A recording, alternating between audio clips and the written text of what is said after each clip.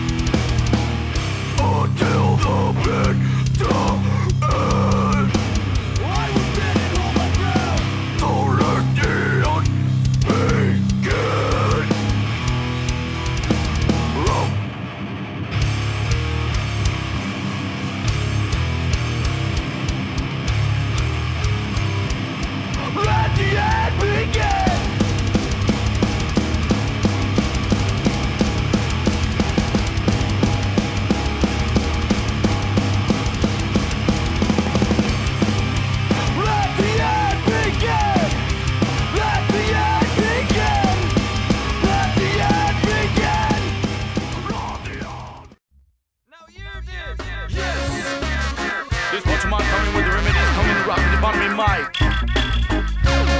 I will feel it flow. Right. Me say me wanna feel airy tonight. Me say me wanna feel airy. Whoa. Me say me wanna feel airy tonight. Me say me wanna feel airy.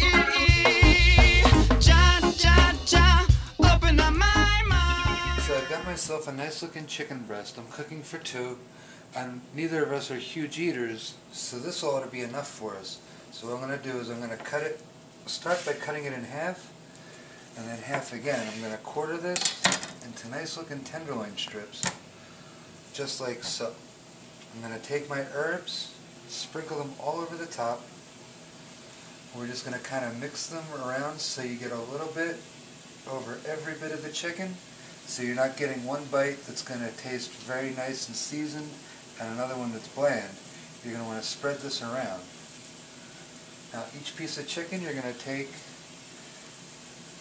two heads of a green bean and a strip of bacon.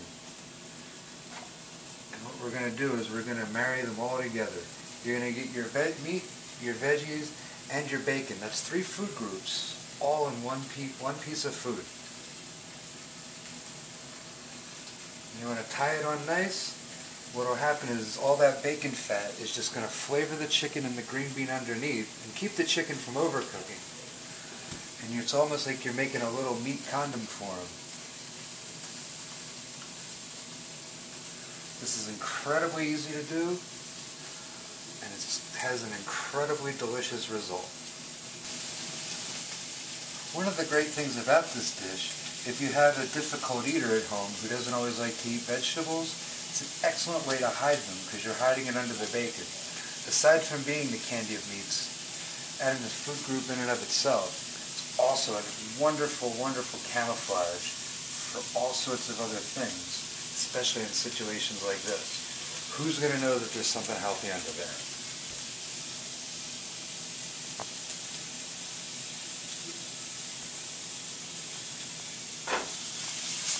Now, we've got our chicken wrapped in its little meat dress. I've got a pan heating up. We're taking a ½ tablespoon of butter.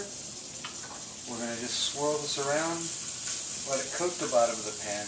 I know that the bacon's going to have a little bit of fat to work with. This is just going to give it a nice head start.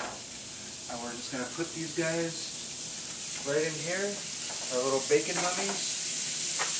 And then once they're in there, we're going to top with just a little bit of black pepper. It's going to help bring a little bit more flavor. When we turn this over, it's going to give it a tiny little bit of a crust and help keep up on the crispiness. Okay, we've had our little bacon wrapped chicken sitting for a minute. If you flip it over, you can see you're getting that nice caramelized color on the bacon. It's about time to flip these bad boys over. This is not a dish you're going to want to rush. And as much as I may hate overcooked bacon, this is one where it's okay to let it go a little extra long. You want to make sure that chicken's going to be cooked all the way through on the inside. Ja, ja, fill me with delight. Ja, ja, ja, truly satisfied. Oh, ja, ja, make me feel alright. What you do is cook it on all 4 sides. One of the nice things about cutting your chicken breast into smaller pieces, it will cook faster and a little bit more completely. But once you get it on those 4 sides, you're going to want to take that honey roasted garlic. You're going to want to get that over some of the chicken and down into some of the butter and the oil. You can even add a little extra oil now because you don't want to dry out your chicken or your delicious, delicious bacon. And now we're going to let this go for just a few more minutes, just so we make sure that we get that garlic flavor starting to disperse through. Also, just to make sure our chicken's going to be cooked all the way through. If you haven't already, you either want to grab another clean cutting board or wash the one you had your raw chicken on, because that's going to be the next thing we're going to do is we're going to slice our chicken so it presents nicely on the plate. So my chicken's done. You want to make sure you check the internal temperature. If you're unsure, you want to make sure your chicken's up to 170 degrees to avoid salmonella. We're going to take this onto our clean cutting board and rest it for a moment. And I'm going to reduce the heat on this saute pan with the butter and the garlic. And if you've watched some of our earlier episodes, I've got some coulis and I've diced in a little bit of tomato and a little bit of garlic. We're going to put that in with the butter and we're going to hit it with just a little bit of white wine and we're going to make a little sauce to top this with. It is a hot pan and you're putting cold liquid, so you're going to get some smoke. If you have a vent fan, this is an excellent time to turn it on. But now we're going to get a nice thick little sauce. It's going to be full of all those delicious bacon drippings, the chicken juice, as well as the garlic, the butter, and now we're adding tomato and white wine to it. So we're just going to be going crazy with flavor here. You just want to keep this moving. You don't want it to burn or scorch your pan. And while we're letting that, we put that on the low, let that get to a cold simmer. We're going to come over to our chicken. We're going to slice this to serve. You can just make a couple of nice cuts, and you've got something that'll look beautiful on a plate.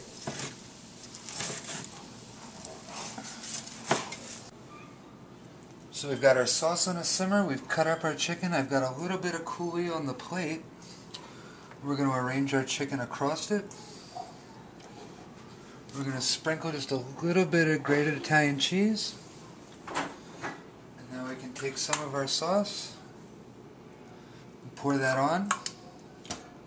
And this is going to just bring a wonderful, wonderful dimension to the plate.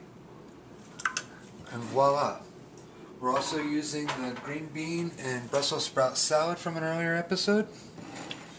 And here we have a wonderful dinner.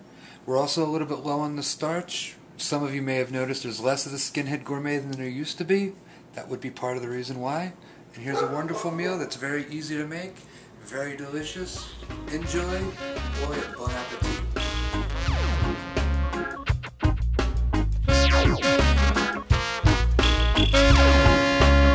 Me say me wanna feel airy tonight. Me say me wanna feel airy. Whoa, me say me wanna feel airy tonight. Me say me wanna feel airy. Ja, ja, ja, open up my mind.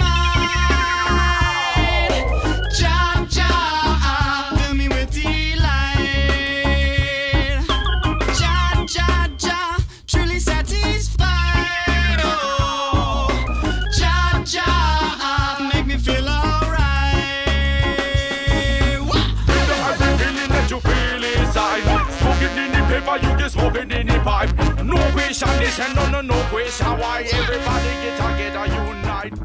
From me drum, me turn the bass and make a move the ways. From my lyric and dance me.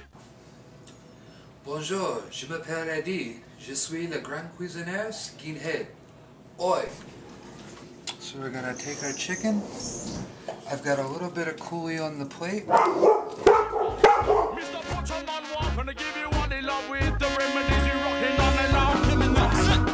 See, every feeling is so fine. It's like floating up above on cloud nine. It's from your head to your toes, not just in your your mind. It's a lovely feeling that should happen all the time. So pass the dutchie to the left-hand side. We don't pass the dutchie to the right-hand side. We let the drum and the bass just take